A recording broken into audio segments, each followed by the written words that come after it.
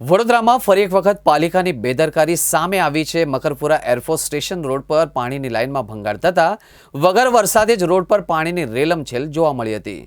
લાખો લીટર પીવાનું પાણી બગડતા સ્થાનિકોમાં રોષ ફાટી નીકળ્યો હતો। દર્શક મિત્રો, આ છે મકરપુરા એરફોર્સ સ્ટેશન રોડના દ્રશ્યો, જે આજે અચાનક રોડ પર ભૂવો પડતા પાણીની મુખ્ય લાઇનમાં ભંગાણ સર્જાયું હતું। પરિણામે લાખો લીટર પીવાનું પાણી રોડ પર વહી ગયું। વરસાદ ન હોવા છતાં રોડ પર પાણી ભરાઈ જતા મોટા ખાબોચિયા સર્જાયા હતા। વાહન ચાલકો અને સ્થાનિક રહેવાસીઓ ભારે મુશ્કેલીનો સામનો કરી રહ્યા હતા।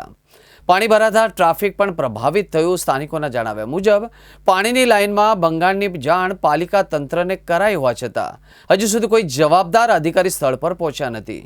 લોકોના આક્ષેપ છે કે પાલિકાના અધિકારીઓ હજી પણ કુંભકર્ણની નિંદ્રામાં છે।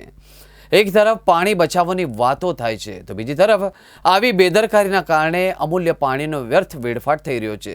હવે જોવું એ રહ્યું કે પાલિકા તંત્ર ક્યારે જાગશે અને સમસ્યાનો કાયમી ઉકેલ લાવશે।